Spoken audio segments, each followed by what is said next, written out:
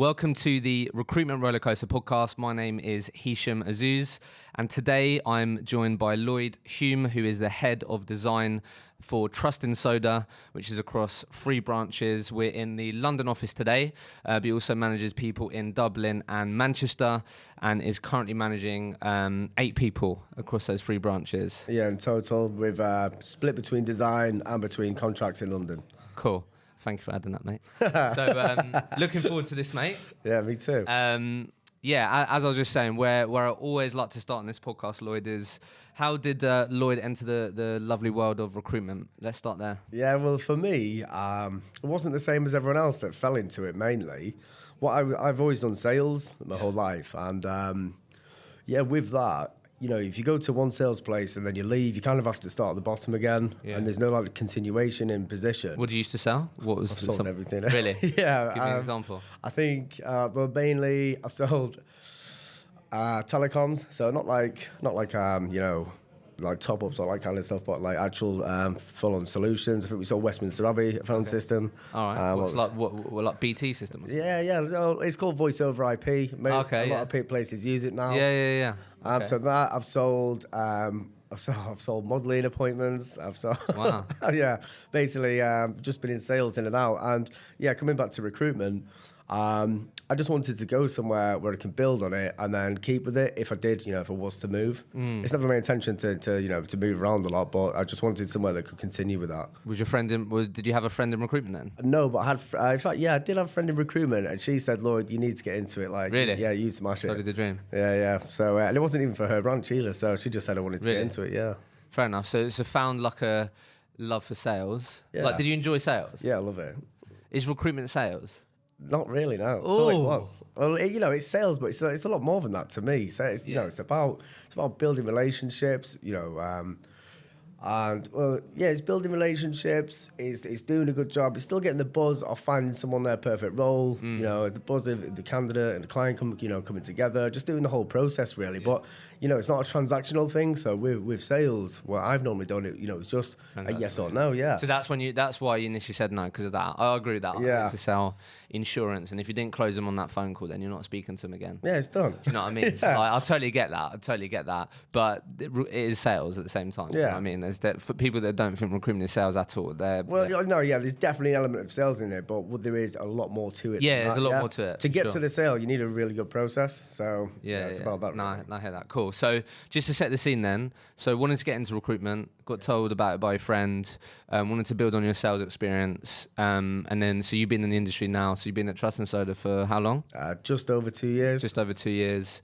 And yeah, obviously previous to that you was at another agency for a couple of months. Yeah. So about 2.5 years, right? Yeah. That's how long I was in the industry for. And obviously as well, just to where you are now, so did you get a promotion when? So I started here as a rookie. Yeah. And I think I've been promoted 6 or 7 times from the start. So I started here at Really? entry level, yeah. Then I went to associate, then to consultant, then to senior, then to principal, and now now you're head of. Well, yeah, stepping into the head of role, yeah. Head of. I won't say I'm qualified just yet. I've got a lot of learning to do. Yeah. But they're pushing you towards that. Yeah. That's the role. Yeah, That's awesome, mate. So we're definitely, obviously, the majority of the time on this, we'll definitely dive into your experience through that, learnings, all these types of things. But I always like to talk about it. Obviously, but let's break up Soda and the previous company. Like, how were the first couple of months then, mate? You wanted to get into the industry. Yeah. So how hard was it? Oh my God, the place I worked at was it was demanding. So it was a lot of cold calling all day. And I would say like tough, innit? Yeah, I would say cold calling from 9 till 12, and then from 2. And who you cold calling? Businesses. Well, yeah, we just got given a list. Really? Yeah, you're going for these. Oh, mate. And you know, I was more than happy. I was fine cold calling people all day. I've got no problem with that.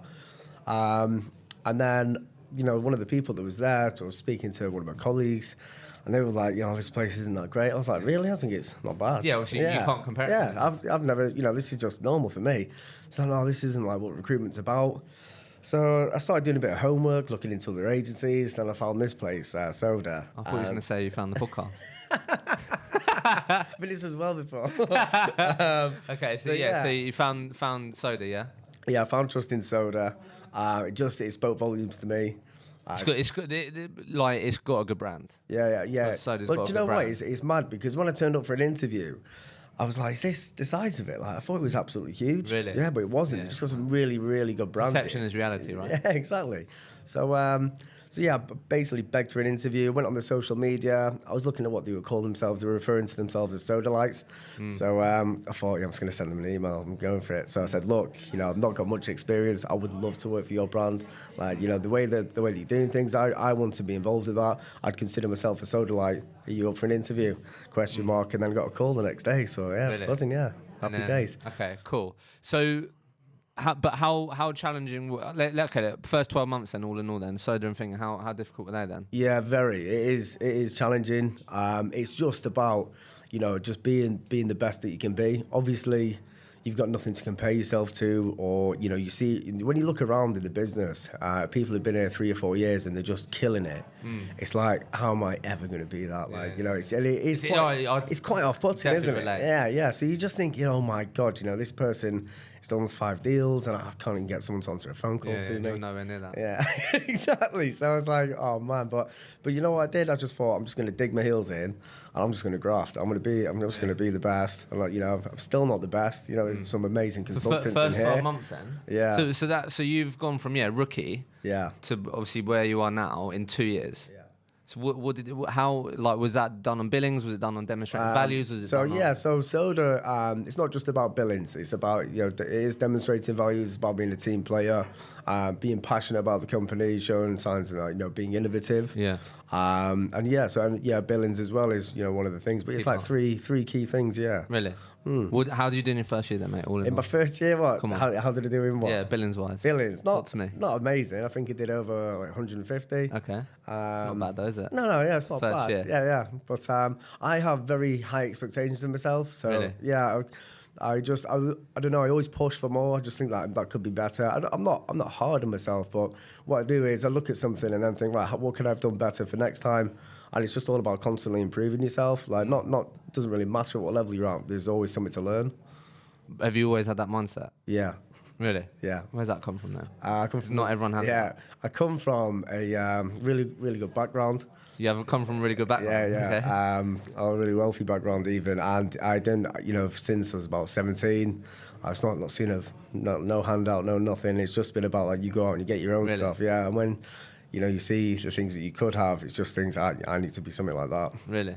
But my vision's changed now. It's not about being like really rich and all that stuff. It's just about being happy, having a good time. But the money does help. Yeah, for sure. Feels better crying in a Bentley than on a bus. Oh mate, that's like some horrible Wolf of Wall Street. Yeah, exactly. Quoting that. But so the mentality of wanting to be the best, learning all these types of things. Yeah. You've had to work on that. Yeah, of course. I'm still learning now. I don't think anyone's the finished article, but just constantly try and be better. So you get your KPIs when you first start. I looked at my KPIs on a year. So I got here, looked at my stuff, I worked out to what it would be in a year, and I thought, right, I need to do that in 6 months. Okay. And I basically reverse engineered. Yeah, so I just reversed it. I looked at where I needed to be, worked out how to get there quicker. So I just thought I'll do double the volume in half the time, and then see what happens. Double the volume in half the time? Yeah. How did you do that then? Well, I was doing 12-hour days every day. So really? Yeah, every day. So one time I stayed here till 11 at night. I couldn't get a train home, so I just got a hotel. What? Yeah, I was just committed. What? Yeah. Why? Because I want to get the job done. I want it to be the best. Mate, no, that's fair enough. And that was in your first 6 months. So do you have a bit of a chip on your shoulder then? Yeah. You have a point to prove. Yeah, you know what? Yeah, I do. Really? Yeah. No, well, I did. Yeah, but no, I just wanted to be something good. I just wanted to make something of myself. Yeah. And I just thought, why not? Like, if I'm going to be here for 9 hours, why not be here for 12? Why not just really push it?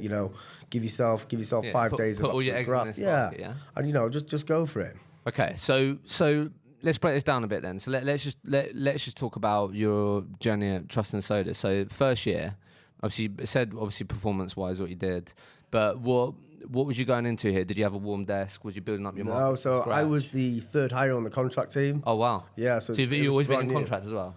No, so my previous agency it was dual desk. Dual desk in here, and they wanted to separate that.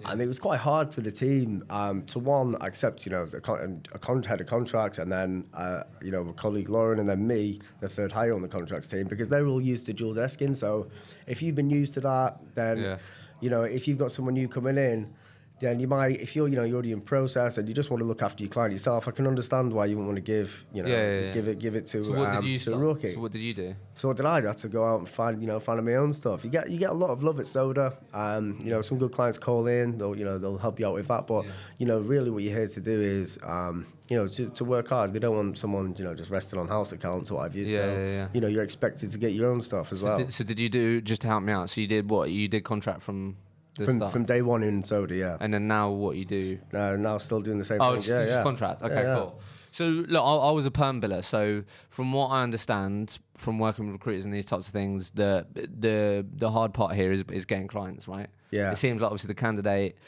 not that it's easier, but there's a lot more active people. You've got people actively looking for work who are going to put themselves out there. You always get weird people commenting. I always see on the contract recruiters post when they got a job, you get about 50 different people coming in from like India and all sorts. Yeah, you get loads Lloyd, of I'll take this one, mate.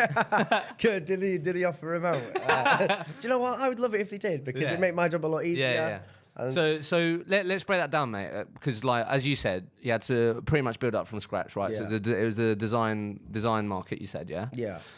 So one of the most common things that I get asked about, and one of the biggest struggles a lot of people have, is business development, winning clients, which is what you had to do from scratch, right? So as you've already said, working for a business like Trust and Soda, advantage there, competitive advantage is they've got a good brand in the actual market, right? Yeah, of course. Which obviously massively helps, right?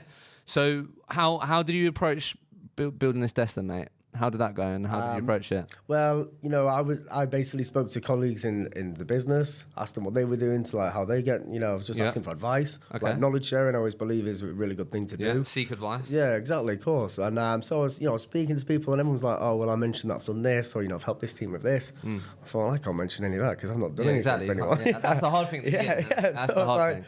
I thought, what am I going to do here? So, and then I was worried about phoning businesses, trying to give, trying to pitch, and then looking at my LinkedIn. Well, they're going to see your Instagram, mate. We don't want to see that. Looking at my LinkedIn, and I'm thinking, this guy's got 2 months' experience, e-commerce especially. Yeah, that's exactly what we're talking about is the challenge at the beginning. Yeah, 100%. of course. So what I started doing was I started selling soda. I couldn't sell myself, I'll sell the brand. So smart. Yeah, I just thought, look at other companies, what they're doing, what we're doing, what they aren't, and then I sold on our brand. Like soda is passion, innovation, and collaboration. Those are our 3 core values. That's awesome. Yeah, and that's what we go for. So I just started selling the brand, and we've got some wicked events, which really do help you sell your brand, like Soda Social, Women in DevOps. We've got loads of stuff, and we've got all these tools that you can use to get speaking to clients. I'm not just on the phone trying to get you contracts. Yeah. I just want you to know about Soda, put myself on your map, and then maybe when you are hiring, we can catch up then. That you know what? I know that may sound like really simple or basic to you, but like I think that there's that speaks a lot. Where if you're working for a recruitment business right now and you don't believe in their values and you don't believe in their brand, something to think about there, because like I think that you're completely right. Everything that you said before you went into that, people will feel like at the beginning. Yeah. So I think if you're in that type of environment now and you're listening, then 100% how can you leverage the business and the brand and what the business is doing? I think that's really smart. So events then, this is really interesting. Let's talk about this for a sec, because I think a lot of people may think that events have been done. Like they've been done. Not. Yeah, I couldn't disagree more. So I guess let's just shed some light on how it's impacted you. So you start leveraging the brand. Look, this is me. This is what I'm about. I can tell you what I'm going to deliver and how committed I am. Yeah. But also let me tell you about the business I work for and what we're committed to and all that. Yeah, exactly. And then the event. So how did that help you then? Let's just break that down a bit, because I think that's hugely valuable. So what I would do, the exact way I would use it is, I would reverse it. I would reverse it as well on people. So I would be calling clients or potentials, prospects. And instead of saying it's Lloyd calling from Soda, it's Lloyd calling from Soda Social. I said, then when they say you're a recruiter, say, no, I'm a digital networking, I'm sorting out an event. I quite like some people from the company to come down. And then obviously I was targeting, who we wanted to speak there. So it's always a great opportunity to get someone on the phone. Say, look, we're doing this event. It's around this. I know that you're interested in that with your background. Would you be interested in speaking? It's a much easier conversation. How much more time did you get with people on the phone? At least double. Yeah. That's the mad thing, isn't it? You know, because they're interested in, you know, people like talking about themselves. I'm here. So, you know, when you're telling someone that you know, you will be interested in them speaking at your event, like people, you know, really warm to that. And, you know, we are genuinely interested in people speaking at our events. You know, like we get wicked events. But like Babylon Health, Facebook, River Island, Spotify, but like some wicked speakers And come down.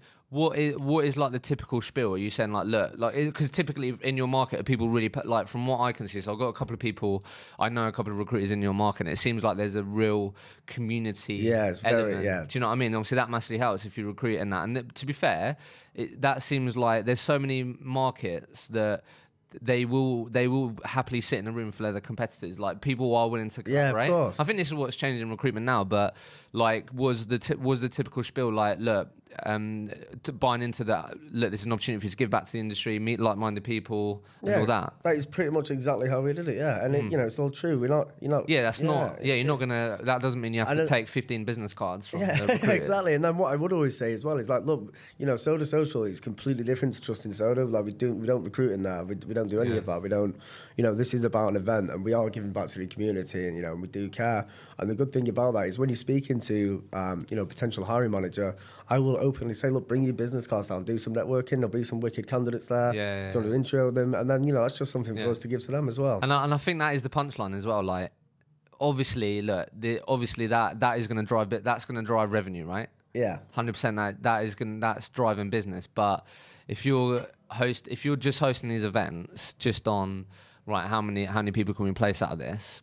Nah, it's going to affect your decision making to put on an event that. Do you know what I mean? Well, you're not doing an event then for doing an event. You're doing an event to monetize on it. So it's completely different. You know, your goals will be different then, won't they? Yeah. No, I agree. I think it's something to think. Obviously, you want it to be commercially worth your time. Yeah. But I think the right mindset from the beginning is having what we're talking about, because then you're going to be prone to quitting before you've even started. Maybe 2 events down or whatever. Exactly. Do you know what I mean? Okay, mate. So that first year then, how did you progress then? So in that first year, did you get up to what, senior consultant or? No, in the first year, I think I made it to consultant. Consultant? Yeah, and I got Rookie of the Year. Rookie of the Year. Yeah, Rookie of the Year. I'm sitting down with the Rookie of the Year, mate. 2018. 2018. No, 2017. Yeah. And then, why 18, do you think you got Rookie of the Year? Why? Come on, why do you think you got it? I think it's just my energy. And, Your energy? Yeah, just like, with me, I work really well to like negative, you know, like negative criticism. Like if someone tells me I can't do something, like then I can. Then that motivates you more. I love it. So really? I'm actually going to do it. Who was you feeding off then? Was people who were the haters, mate? Well, basically what I was doing is, I was speaking to friends in recruitment, and I was like, you know, I was phoning them saying, mate, it's this is hard, this, isn't it? And they're like, yeah, mate. And then, you know, they're all having a laugh saying, we might want to quit, Lloyd. I'm like, no, I'm not going to quit. And then I made really good friends with this lad that works at Soda. Okay. And me and him just used to have banter back and forth, and he's like, oh, Lloyd, you're thinking about calling it a day today? And it's only, you know, it's only between me and him, like just having a laugh, what have you. But, you know, then I just thought, actually, I'm not going to quit. I'm going to smash it. Healthy competition. Yeah. And I like that, you know. You always run faster when someone's chasing you. So, you know, it's good. So if you're trying to, you know, you always run faster if you're chasing someone as well. So, it's just a healthy competition to be in. Work ethic was a factor which we've already spoken about. Yeah, work ethic, determination, and just your mindset around it. Like, you know, with me, I just think if you want to get something, just go and apply yourself to it. Like, have you ever had a day where you work and you've not really done loads, and then, you know, you can't wait to get home. Then when you get home, you think, shit, I could have done loads more today, actually. Like, you know, wait. Yeah, exactly. Yeah, you don't want to be like that. That is a horrible feeling. Yeah. But that depends if you actually care about your job then, mate. That is true. Well, hopefully, if you're listening to this, you do care about your job. No, you're right. I agree. So okay. So work ethic, mate. Yeah. I've said this a couple of times now. Like, when you're telling new guys, right, coming into your team, what are you telling them they got to do these long days? No, I'm not saying you have to do it, but like, as in like work ethic, that doesn't fit in with flexible working and working from home and all this jazz. Now. Do you know what I mean? Yeah, and all that stuff is open for you to do. Yeah. But like, what does work ethic mean to you? Work ethic to me is just applying yourself. You know, doing the right stuff. You know, and just taking it very seriously. Like, you know, don't be on your phone checking Instagram every 10 minutes. You know, doing all that stuff. Like, just apply yourself. And you know, I keep saying it, but this is like my main thing to go to is, you know, it's it's a want thing. You either want it or you don't, and you've just got to be honest with yourself. Like, do I really want to do this? Yeah, you're right. You're right. Yeah. No, the only reason why I'm just pushing on that, mate, because I think in today's world, when you say work ethic, these types of things, they think about what you were talking about when you worked here till 11 p.m. Yeah. Staying in the hotel, burnout, mental health, all this stuff. Yeah, no, it's true. It's true. So that's why I'm just pushing on that. What I would say, on that, don't think you have to do that to be successful. That's what I mean. Yeah, no, that's of course, because you should always. People always say work smarter, not harder. Yeah. Well, I thought I'll work harder and smarter. No, you're right. You're Yeah. completely right. There's no shortcut. You got to pull it in. Yeah, Like exactly. that's my thing with it. Is like there's sacrifices to be made if you're serious about it, and you're Yeah, of clearly course. someone that has committed yourself, and it's okay if you're someone that doesn't want to commit yourself. Yeah, That's fine. It yeah, depends each what to you their want, own, yeah. right? And it's personal to you. And some people have families, like you don't want to be in an office, or I don't think you'd be allowed to be in an office if you got a family, But I didn't really, I didn't really have major ties or anything. Didn't really have anywhere to be. No mates. Yeah, Billy, no mates. I get that. Yeah, no, I just thought, why not? Like, I'm going to do it. The thing is, I don't really party on a school night anyway. I still call it a school night. Yeah. Like with me, Monday, all right, maybe some Thursdays. Yeah. But so if I'm in work tomorrow, then I'm here. So why not be here a bit later? Yeah. Something that I'm always interested to ask people, because I think it's come up a couple of times. Like, how many big billers were you surrounded by? Out of interest, Well, like yeah. when you was in the think of that first year. Obviously, you got Rookie of the Year, you did well, but Yeah. like how many big billers were you surrounded by? Well, there's 3 different brands here, all owned by one. So there's about 3 or 4 from each Really? brand. Yeah. How do you think that? wicked How talent. do you think that sort of impacted you? When I first came, I was intimidated by it. I not was. gonna lie. Yeah, Yeah, I was But like, as you intimidated, start yeah. to realise, well, hang on a minute. Well, do you know what, actually? Because one of the people I looked up to from one of our other brands, I always asked him for his advice. Like, he didn't do loads Why of did you deals. do that? Why? Because he didn't Some do loads people, of some deals, people won't do that. Yeah. Why did you? Because Why did you just go and ask him? collaboration is one of our main points. You've got to be collaborative with people. But I did that because I thought, this guy, he knows what he's doing. You just tell. Yeah. And I just thought... What did you ask him? I said, look, what are you doing? I said, look, this is what I'm doing. Like, tell me about your day plan. Tell me how you structure yourself. Like, what are you doing that I'm not? And he's like, look, it's just keep shaking the tree. Yeah. And something's going to drop. Keep shaking the tree. I Yeah, like yeah. that. I Just like keep that. shaking it. Something's going to bound to fall down. And if it doesn't, you're probably not shaking hard enough, or you're looking up the wrong tree. But there's definitely going to be something out there. So anyway, with that, once I started, doing better here, I don't forget it. He emailed me and he just said, "You have arrived." Really? Yeah. And I was like, nice. That's what I really looked up to. And I thought, Yeah, that's wicked. awesome. Yeah, I really liked it. And just quickly on that, because again, I think obviously a big part of this is the business you work for and stuff like that. But it's came up so many times that seek advice. I know it sounds so simple, innit? But there'll be a lot of people that will be sitting in the corner, they're worried about asking. So struggling. like, how receptive was he? Because you work for quite a big business here, right? So to walk over to the biggest biller, who you may perceive as has no time, Lloyd the Rookie, just turned Yeah. up. Do you know what I mean? So like, Scrappy dude. how receptive? Obviously, everyone's gonna be different, but how receptive was he actually when you went? Look, mate, I'd love to know what you're doing. Do you know what? I really hyped it up in my head. I thought, don't go and ask him. Yeah. Do this. And I thought, just go and do it. Don't, you know what I mean? Yeah. So anyway, I went over. I was like, excuse me, mate. And he went, yeah. And I went, can I have a word? He went, yeah, of course. What do you want? Straight away. So I created this big situation. Yeah, and and that a lot of happened. people will be thinking that. So I'm glad you said that. So I think to finish that off, if you're listening right now, you look up to someone in the office. Yeah, of course. Ask them for help. Yeah, but what are they doing? Not only that, don't sit in the corner suffering in silence, because it's going to be a lot of a different, be a miles different conversation saying, so what have you done all day? Nothing, because I didn't know what to do, or what are you doing, what you're doing over there? I'm asking for advice. Apply Yeah, yourself. exactly. Yeah, there you go. Apply yourself. You see? So, final point on that. What do you think was the biggest thing you took away from him then, would you say, out of his advice? So you mentioned day plan and Structure. things like that. Structure. Yeah, definitely. Talk to me, mate. I love talking about structure. Come on. Don't be a busy fool. Don't be a busy fool. So, you've got to, first of all, commitment and buy-in. Like if you're speaking to someone on the phone and they're like, oh yeah, you can have that job, and then straight away like, oh my god, I've got a job. You haven't got a job at all. You're great at that. At the beginning though, you're buzzing when you get a job. Yeah, it's so bad to when you see a trainee or a rookie or someone with not loads of experience get really excited about a role, because you hope and you pray for them that it does going to come off, but you know that if they've not qualified it properly, then it's not really going to happen. So here we try to make sure that doesn't happen. No, it's so funny you say that, because I can't remember who I had this conversation with, but we had this exact conversation, and then he was just like, yeah, and then when they get off the phone, and then you ask them a couple of questions about their job, and they're like, oh fuck, I didn't get that. Yeah. You've got to call them back up, mate. So we say you have to call them back. Yeah. Right. So structure was a big thing. Structure, right? So what are your non-negotiables in your structure now? Because I'm sure they're still there. Yeah, 10 before 10. 10 before 10. Talk to me. It just sounds good. It could be 11 before 11, 12 before 12. 10 before 10. So what are you getting 10 of what? So that's speaking to 10 candidates before 10 a.m. Yeah. Right, just being on top of the market. And that's all you're focusing on? Yeah, so before 10 a.m. 10 before 10. So I'm speaking to, and I get these candidates the night before, work out who I'm going to talk to, if they're going to be relevant to any roles. So you plan who you're trying to get hold of? Yeah, exactly. The day before? Yeah, like you can literally load up a job board or something like that if you want to do that. But with me, I think you want to be a lot more targeted than that. And I would have roles. A lot of them would be referrals as well. Always ask for a referral. Have you got any friends that are looking, any colleagues, anyone you'd recommend? I was going to say, again, conversation I had, if you're a contract recruiter, like, how important is it to leverage your candidate market through that? Yeah, absolutely. Because, contractors, they're all on site with each other and they'll all come back and, it's a circle. They're always working with each other.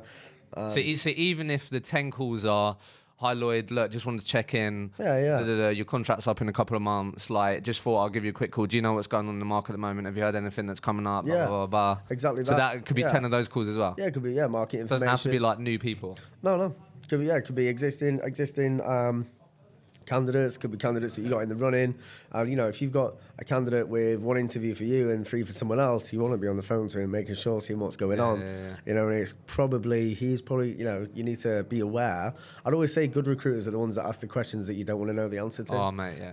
So, when I realised that. Yeah, just ask those tricky questions. I heard that someone when I was in recruitment, I was like, oh my God, that's so true. Because early on, you don't want to ask them. Yeah, you'd rather be like, nah, I don't want to push on that. So and then you'd be like, yeah, this deal's done, mate. It's done.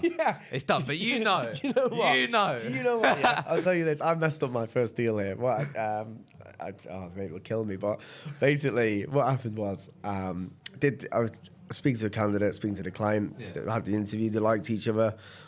Phoned him up, sounded him out, see how he's feeling, and he's like, look, Lloyd, I'll take the role, mate. You just tell me I've got it and it's yours. So anyway, I thought, what's going to make my boss more happy than just sitting at home watching me send the deal email around on a Saturday?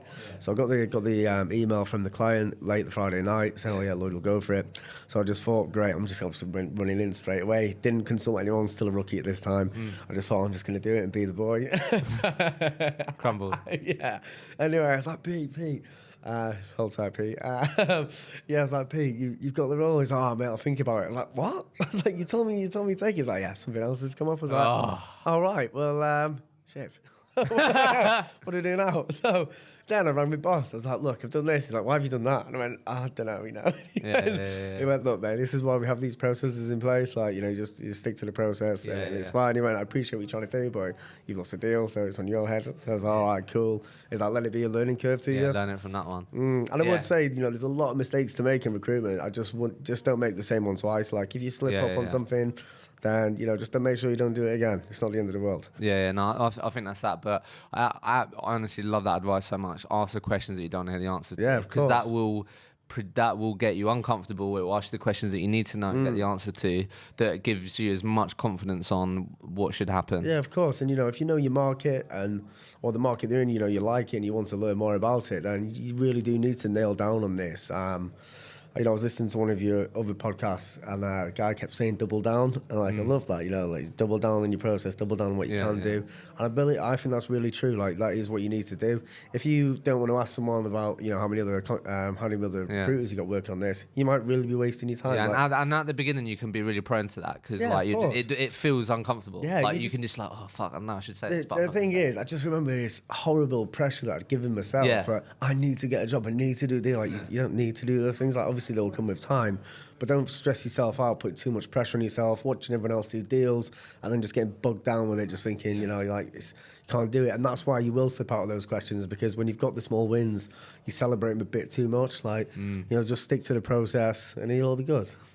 10, so I've called 10 candidates. Yeah. It's 10 a.m. Yeah. What am I doing next, mate, in the Lloyd day? You're updating the database without a doubt. Updating the database, yeah, definitely doing that. Yeah. What am I doing after After that, 11 till 12. 10 till 12? Yeah, Oh, 10 till 12, yeah. Yeah, 10 till 12. So we go on the BD. All the BD, 10 till 12. So 10 till 12. Obviously, a lot of people don't answer, what have you, you know, that kind of stuff. But you're 10 till 12, you're focusing on what clients I'm going to speak to and who's I'm going through my target list and stuff like that. And then take lunch between 12 and 2. On 10 till 12, do you work for Trust Soda Social or Trust and Soda? Well, it depends what I'm failing in. So business development, lunch, after that. Over lunch, admin, don't forget to do your admin. Admin is key. Yeah, it is, because, you know, when you speak to 100 people a day or 100 people in a week, you are not going to remember every conversation you have, and there's nothing worse than, so, you know, I've actually rang up a candidate and tried to re-resource him for a role I've already got. It was terrible. Yeah, exactly. Shit like that happens. But, you know, those are just those mistakes that you make when you first start, like being really quiet on the phone and you're like scared like everyone's going to hear you in the office, mate. Just stand up and do it, man. But yeah, so in the afternoon, then from 1. Yeah, from what? So 1 to like 12. Yeah, I think that's lunch and that. But after that in the afternoon, I'll probably jump on sort of social, something like that. Start having a look at that. Market information, market mapping, speaking to more candidates, seeing what's going on, going through you know, people who like applied for roles, what have you, just going through that. You know, just all the general stuff. It's just about having a good bit of activity on the board, really. But every single day, non-negotiable. 10 that's before what we 10. do. Unless you got a role that. Unless you got to prioritise. Yeah. But yeah, I like that. So. Yeah, half of your day, there's obviously an element of being strategic, looking at what's going on, blah, blah, blah. And yeah, leveraging your network and speaking to people. But 10 before 10, 10 to 12, get your solid bit BD in. I guarantee you, people start going 10 before 10. Yeah, that sounds good. That, it just works. Yeah. There's no strict time things to this. It just sounds. Yeah, better. I think you can be flexible with it, but I think what in my experience, so I work for a business of 12 people. So at the beginning, I was shit scared of people listening as well, quite in that. But when we was obviously all building out our desks and all like as a collective focus, and we did like 2 hours just focus on business development, like that massively helped. Yeah. And there was just a clear, we measured it, like from the point where we decided that every 10 till 12, every Tuesday and Thursday, we'd always do BD, the amount of jobs that we pulled and the things that we were pulling, it had a massive impact. Yeah, of course. I think if you're doing the same thing at the same time, that really helps. But just actually having a focus, and I've had to do this for my own business now, like for me, blocking out hour by hour, obviously I can be flexible with it, but having a complete focus on what I'm doing in this hour massively helps, and like I'm just way more productive, because especially in recruitment, like there's so many things that you could be doing. Do you know what I mean? There's so many things that you're like, oh yeah, I'll reply to that, or I'll reply to this email, or whatever. Like there's so many things that you could do that really, if you just kept doing those, don't amount to what you need. No, I think, you definitely got to be clever with it. But you know, when you first start, this is something that you don't understand how to do. So you know, you can do what you're told. Look at what other people are doing, and you know, until you work out how best you work, that's when you start basically working to the best you can. So when did you start managing people? I'd say about 6-7 months ago. So not too long ago. How have you found that transition, mate? Be honest, you're smirking. It's you know, it's been tricky because we have some great leadership and management courses which have really helped.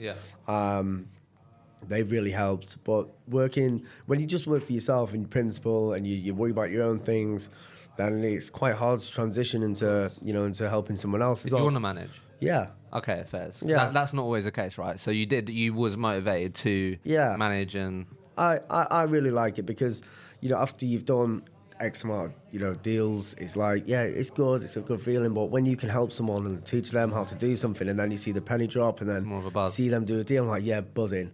You just want to send those emails around now going, you have arrived. Your rival email. Okay, well look, let's talk about that then, mate. So I guess you wanted to manage, got to a point where you, obviously I'm sure you was encouraged internally, demonstrating the right things, and you wanted to do it. So that transition is definitely a challenge that a lot of people have. Yeah. So obviously you're in it 6-7 months in, so you're in it now, right? So I guess what has, as you were just talking a bit about there, so you've gone from just having to worry about yourself, Yeah. your own billings, your own performance. Obviously, no doubt, I'm sure you helped some people along the way, but Yeah, of course. now you've got an actual, you have to help these people, right? It's your role. Yeah. It's what you're getting paid to do. Yeah. Do you know what I mean? So how have you found that transition like? So when I first started, it was, I've not blanked in quite some time. The first month of having a trainee, I blanked, and I was like, oh my God. Really? Yeah, I was like, wow. How did you feel? I felt defeated. Really? Yeah, I thought I didn't trust myself. I thought, wait a minute, I don't think you can do this. And then I thought, wait, I can do this. So Yeah, you so know, instantly straight away you're getting the imposter syndrome. yeah, I yeah. don't think I could do So that. yeah, I just thought I'm out my depth here. I don't know what I've done this for. Really? And then I just thought, you know what, you felt like that on your first day. Like, yeah, you don't need to feel like this. You can do it. And I just remember just sitting down and thinking, right, I just need to sort this out. And then I did the same as when I got here. You know, about where I wanted to be. And then trying to envision the team that I want to have, how we're going to do that. And then working. How did you do that? Just quickly, because I think that's interesting. What did So you actually do? I want to be known for the best. Well, not me. I want Soda to be known for the best design team in London. You know, recruitment. Okay, so you've got a big goal. Yeah, that's what I want. I just, you know, as achievable as it may seem, that's just something I want to aim for now. Okay. And the way I'm doing that, so my experience is you come into recruitment to give you a desk, probably tell you it's like roasting hot. It's probably absolutely not. Here I wasn't lied to, just said, look, you are building this up from the ground. But instead of me coming here being demotivated, you know, I'm not saying that I was, but, you know, some days are really challenging. What I've done now is I'm building up desks, so I look after the whole spectrum of design and research. Okay. And what I do with these is I've built the desks up, I've got them, you know, piping hot, and then when I bring a trainee in, put them onto that desk, and I give them like a soft landing with it. Okay. I'm still expected to do their own things. They got, you know, give me a split with it, but it's just something to keep them engaged, motivated. So that's been the strategy. Yeah. Okay. What, for the last 6-7 months you've been? Well, obviously you didn't do that for the first month. Yeah. First month we just ran around. But obviously back to your point. So you've really spent So you had a tough first month, blank, first time for a while. Yeah. And then what? You made the time to go. Well, actually, okay, why am I doing this? Yeah. What do I want out of this? What do I want it to look like? Yeah. So I'll tell you what it was. The second month we actually had external training coming in, which was 2 days, you know, 2 days here, 2 days there. Just some great time for me to just really knuckle down and get on with my stuff. Yeah. Because I got to train you out all day, and I thought, yeah, amazing. Yeah. So really, really used that time to my advantage. And then what I learned was about, you know, again with your timings and how you structure your day, was instead of just, you know, being on the beck and call whenever they want. Yeah. It's more like, right, so, you know, we'll catch up after 10. So we'll do 10 before 10, then we'll catch up after. We'll see what went right, what went wrong, what could have gone better, and then we'll catch up again after the next assignment, and then, you know, just keep catching up. Obviously, there's a few bits here and there where you have to jump in. You're flexible with it, but you wanted to encourage these people to be like, right, this is your intention for the next couple of hours. Yeah, this is what we're doing. And then let's talk about how it went and what you learned. Always lead from the front lines, you know, sit there doing the same thing with them as well. So you know, it's nothing. So you're a billing manager, right? 6-7 months. Yeah. So okay, mate. So going through that then? If I'm transitioning right now and I don't want to blank, Right. how do you do it differently? Because my next question to you, which I wrote down, which was, because it's come up a lot, is like a lot of people go through that. So I'm a good biller, and I really like the prospects of managing. I want to manage people. However, typically I may not have thought that my billing's going to take a drop. It's going to take a hit, right? So knowing what you know now, you're 6-7 months in, it's obviously still learning, right? But obviously the great thing about hindsight, what would you do differently, do you think, to give the best possible chance of not blanking that first month? Okay, well, one thing which I'm ashamed to tell you, which you don't do, is I decided there was some area, I can't remember what time of year it was. Yeah. But it worked out that if you took a few days off, you get like 3 to 4 weeks off for the cost of 11, you know, where the bank holidays lay. Someone did a month traveling in Colombia. You did? Yeah. Oh, okay. Just thought I'm just going to go dip out for this. And then came back. And basically, what I'm getting to here is just build your pipeline up. If you know what's going to go on. So basically, as well, I did my deals while I was in Colombia. So I was still like, you know, still on bullhorn that, talking to clients, what have you, obviously in different times. But I basically did all my pipeline in Colombia. Wasn't building my pipeline. So just basically depleted it. So definitely don't do that. Yeah, people. don't do that. But Colombia's great, so do go there, but make sure you've got some pipeline before you do. I know, but yeah, I would have just built my pipeline up massively. Just speak to people, and then engage with your clients and your candidates as well. Let them know what's going on. Like keep them in the loop with it. That you're growing a team. Yeah, growing a team. We're going to be hiring in this. We're going to be recruiting in this sector. This, that, the other. Yeah. Where can we add some more value? No, obviously, I know you said that you really enjoyed the James episode, but that's something that he said actually, which was really interesting. He said that he brought the clients on the journey. Yeah. Like he was like, look, like obviously we've been working together. I'm actually growing my team. This within they like I was doing like they actually brought them into what you're trying to build and stuff. Yeah, I exactly. think that's some great advice. So some of my client calls are so ridiculous because people in the office are like, who are you talking to? Because I'm talking about Netflix, what you did at the weekend, like kids' birthday parties. One thing I used to do as well, which actually got really good buy-in from candidates and clients, ask them what they're doing that night. What are you doing tonight? And they're like, what? What are you doing there? Don't know why. Like, all right, what are you having for dinner? And they tell you, and you phone them back the next day. I was your spaghetti. just like, who's this? You know what I mean? It's just a bit different, isn't it? Yeah. Okay. So some of the key things that you've done different now, so you've got a bit more of a structure, and then something that you did talk a bit about. You were saying that you've got a bit more of a strategy now. So before you start growing your team, you're trying to obviously build a bit of a platform. That's only obviously for design, like what I can help with design, because that's what I do. However, contract team is going to be more than design. Yeah. So with that, I've got working with a senior at the moment who's helping a rookie as well.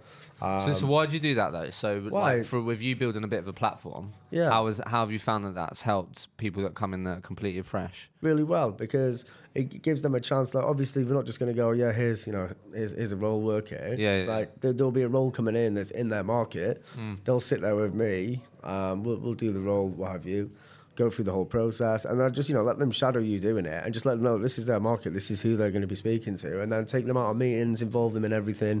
Like don't just go out, leave your rookies at the desk, what have you. Take them out with you. Like I took our new starters everywhere with me, candidate, client meetings, just everything, just keep them involved. And then how involved are you in hiring for your team? Yeah. Just made a hire. I made a hire last week. Oh, really? Yeah, someone who's got a master's in design. Really exciting. Oh, nice. Yeah. So, how many people have you hired so far then? Made 3 hires so far. Really? Yeah. Any learnings there? Because typically hiring for your own team is definitely one of the biggest challenges. Yeah, definitely. Obviously, they're still here, yeah? Yeah. So, like, any learnings there to share for people? Yeah, I would say always hire for attitude and not for skills. Skills can be taught, attitude can't. Think about your culture fit as well. Like what's the team like that you work with at the moment? Can you see them fitting in there? Always go out for like maybe welcome drinks, what have you. Come meet the team. But what we do as well now is it's not just senior people who interview candidates at Soda. So everyone takes a go of it. So it doesn't matter if you're a brand new trainee, if you're whatever. Like go and have a chat with that person, see what you think. So it basically just gives really good feedback from everyone. You can see like what the general gist of things is. What are the I was like asking this, like what are the non-negotiables that you look for for your teams? You mentioned culture, you mentioned attitude. What are the non-negotiables for you, mate? I don't think I've come across that. I don't think I've had one thing which is a non-negotiable for me. I mean, obviously culture for me. If you're not fitting with the culture, then that's fine. And then I'd say, that's pretty much it. I wouldn't really say I've got a non-negotiable because I think everyone has skills to bring to the table. Yeah, it's just, it depends where you can see them fitting with you. No, that's a good answer, mate. So what I wanted to definitely dive in with you, mate, is your personal brand. Yeah, this has done me really well in recruitment. Yeah, so let's talk about it because I'm obviously banging the drum of it, but I'd love to hear your story of it, mate. When I was on your LinkedIn, you've got an article saying it's about how having to stand out in a crowded market. Yeah, and I really enjoyed that. So let's just talk. Look, I'd love to just hear your story of it for people listening. So where and how, if anyone hasn't seen, so Lloyd has got some quirky, safe to say, quirky videos really out on there. LinkedIn. So like, how did you start? Okay, so you put a post on LinkedIn. I'm Lloyd. I've got this job. Does anyone want it? No one wants it. No one's even interested in reading it. And then you look at your thing and it's got engaged with about 5 people. So I thought, right, what's going to stand out? And, you know, we're all humans. We all like looking on our phones. We all like memes, all that kind of stuff, GIFs, whatever. So I just thought, I'm all right at Photoshop. So I thought, I'm just going to start doing some mad Photoshops. And I put myself in some weird situations. Like, I remember it being Harry and Meghan's wedding. So I Photoshopped myself into the wedding with them. Like, people were like, who's done this? So I did that then. One of my favourites was I got a picture of REM, Photoshopped myself in the corner, and I went and found a photo of me and REM. Yeah, you know the band. No, sorry, I don't know who they are, mate. How old are you, man? Sorry, mate. REM. Yeah. So anyway, so there's a REM, which is a band. Okay. They've got a song called I don't know what the song's called, but it says "That's me in the corner" is one of the lyrics. So I got a photo of them and I photoshopped myself in the corner, and I found this photo of me and REM last night. And what would you post then? What was I posting? So you were doing this funny stuff then? What was you doing? I was still doing my same stuff. So I was basically talking about clashing with it. Yeah. So I just thought, I'll advertise my job. People won't look at what I'm writing, but they'll look at the image. And then because they've looked at the image, they'll say, who's this? And then they'll look at my post. And it started working massively. Started getting loads of traction. And when did you start doing this? I started, I think it was about 6 months in. I did one. 6 months in? Yeah. Wasn't you shit scared of like coming across, like, how did you overcome that? Because that's the biggest challenge I get from people. I'll tell you what. Go on. Well, so I had this idea. What was it? Yeah, it was the Weatherman. So I went so basically I'm a Northern obviously, but you know, when I moved here, I went around defending everyone, saying hi, talking to people on the tube, like, you don't do that. So I'm walking around doing that, what have you. And anyway, so I did this. I got, the old photo of England, and I photoshopped myself in front of it. It was like a weather map. And I basically wrote about, in the north, it's freezing because it was always cold, obviously. Just did loads of wordplay on that. But I did it about, basically, I played on that from Manchester. A deal's been done. Played that from Manchester, people in the south, and then in the Midlands where no one's really quite sure what's going on. Obviously, it's not true, but just having a laugh with that. So I did that. So that was your first idea? Yeah. So that was the first idea, and it took me about 4 weeks to post it. Really? So what was you worried about? I was just, first of all, worried about someone just burying me online going, what is this? Yeah. So you're worried about someone going, Lloyd, shut up. Yeah, that is exactly what I was worried about. So how did you overcome that then? Well, I just thought, right, so I'm going to get someone to tell me to shut up or I'm going to be a legend. It's a risk I'm willing to take, so I did it. Okay. That's pretty much it, yeah. You just did it. Yeah, so... and what actually happened? So, like, absolutely shit scared like everyone. Yeah, so... what actually happened? I uploaded it. I regret saying this, but I uploaded it to my LinkedIn. I thought, I can't even look at that. Fair. Yeah. So I thought, yes, don't look at that. And then my boss came over, so I heard my boss laughing. And I was like, what's he laughing at? He's like, Lloyd, that post is amazing. And I was like, what? He's like, yeah, it's amazing. It's dead funny. I was like, thanks. Cool. You like it? And he's like, yeah. It's like, all right, should I do some more? I went, yeah, definitely. So perfect. So that massively. So then, did that then mean that anyone else's opinion was irrelevant? Not irrelevant, no, because there's a weight lifted off my shoulders with it. Yeah, which massively helps. Yeah. I think that's a key point there, that you had some internal buy-in there. Yeah, of course. I think that does help, because like you don't want just randomers just absolutely burying you online, but you don't want people in the office that you see every day going, that Lloyd's a weirdo, mate. What is he up to? A lot of people that will also, it's obviously other people's opinions online, but also internally as well. Yeah, especially when they're the new 6 months in. Yeah, I was that person. Like, I was trying to convince everyone to do video and all that, and I was the least experienced in there. Yeah, I think I said no to you. That's what I mean. So it's like. So yeah, okay, cool. So you just did it basically, and then since then, let's just get to the punchline. How has it made you more money? Right. So now I've got clients ringing in saying, "Can I speak to Lloyd?" And I say, well, how do you know about me? He said, you're that kid that does the videos. So I've got a saw video. Talking about buying from a company, the last video cost me boss 150 quid. Like, I made him buy me a saw outfit, a little tricycle. Yeah, have you seen the saw one? No, I've seen it. I've seen the... You've seen the Grinch? I haven't seen the Grinch. I've seen the bird one. The Grinch, I think the Grinch got like 30,000 views. Really? And people just like, this is amazing. And it's such a warmer conversation, because you go to digital meetups, design meetups, like, oh my God, you're Lloyd, how are you doing? So how has that helped you though? Because clients ring up and want to work with me.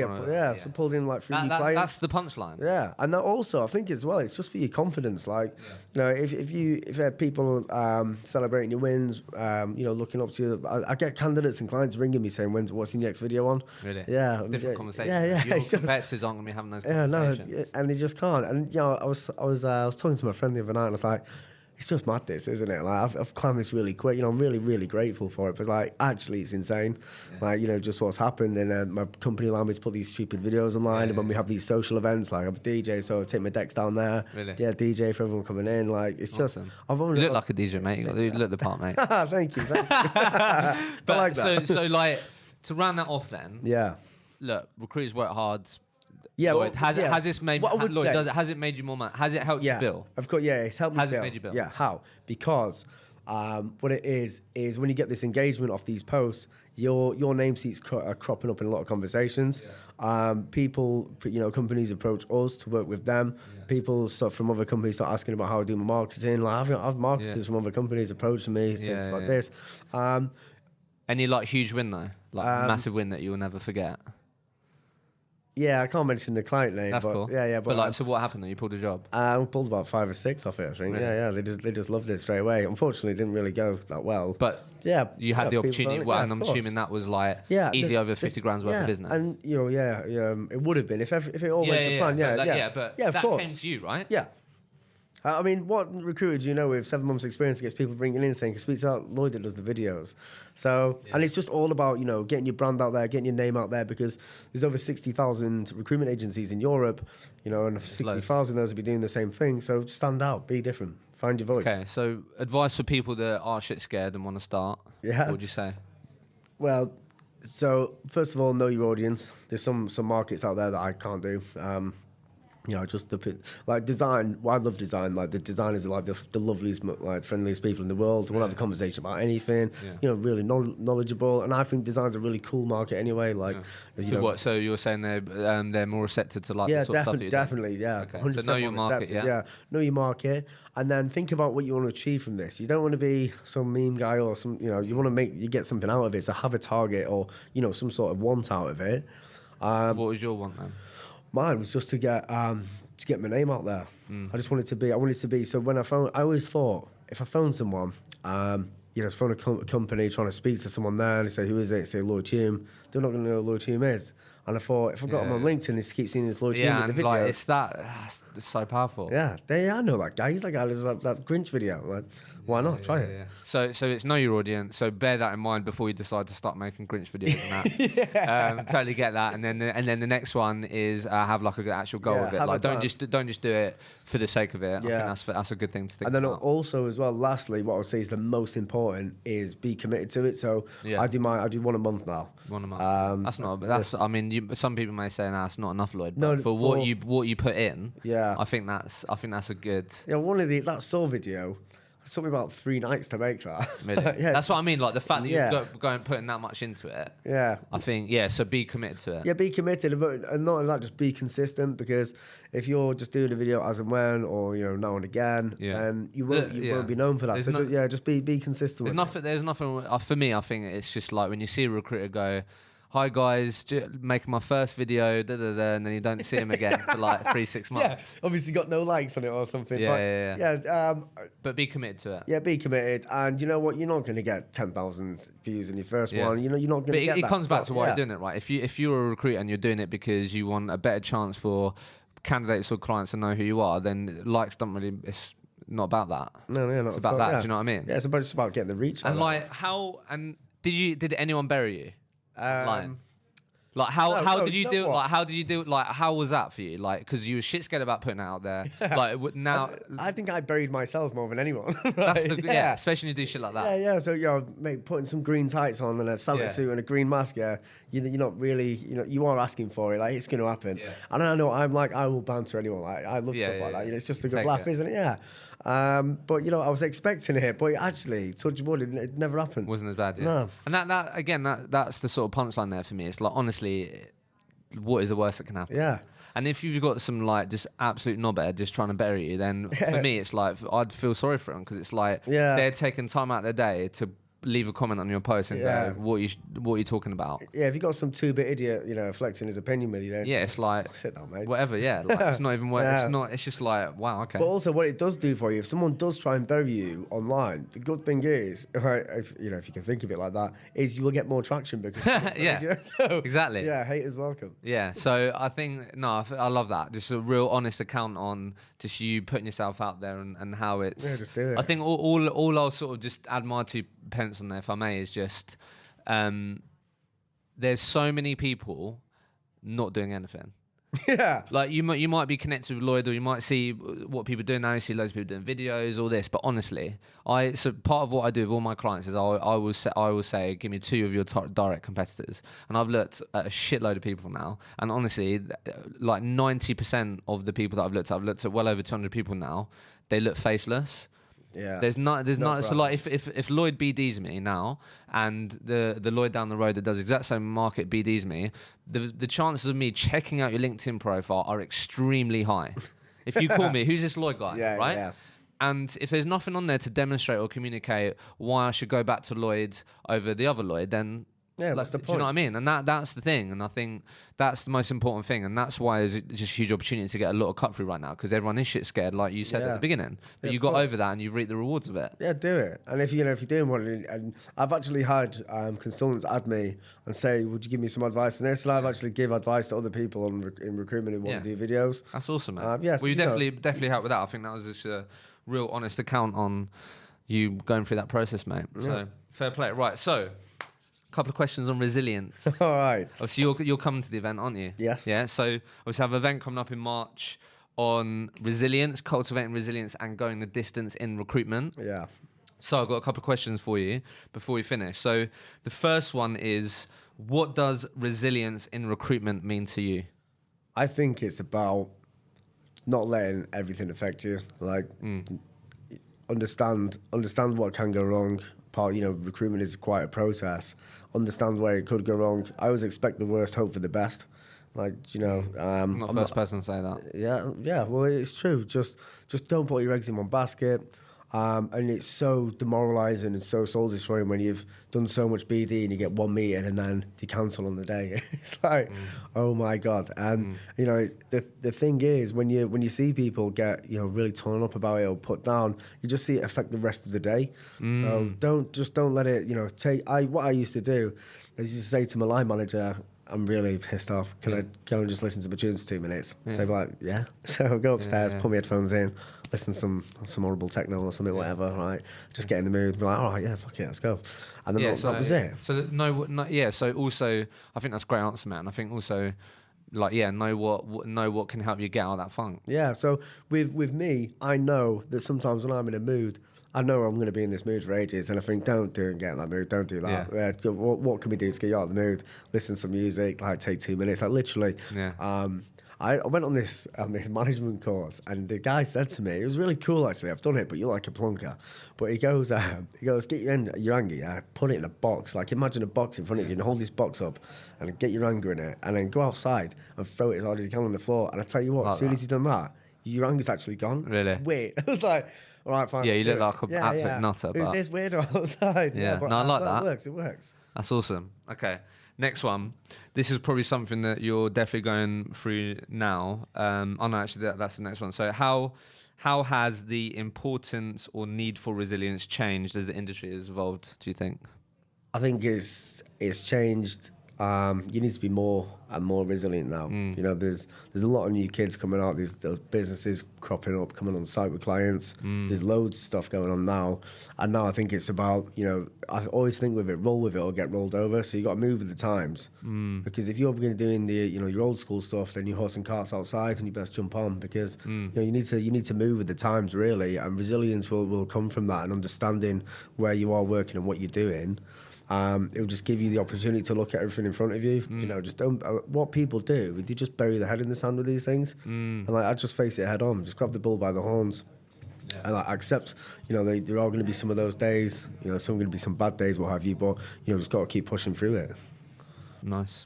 Last one. So, what can people do themselves to instill resilience in them or their teams?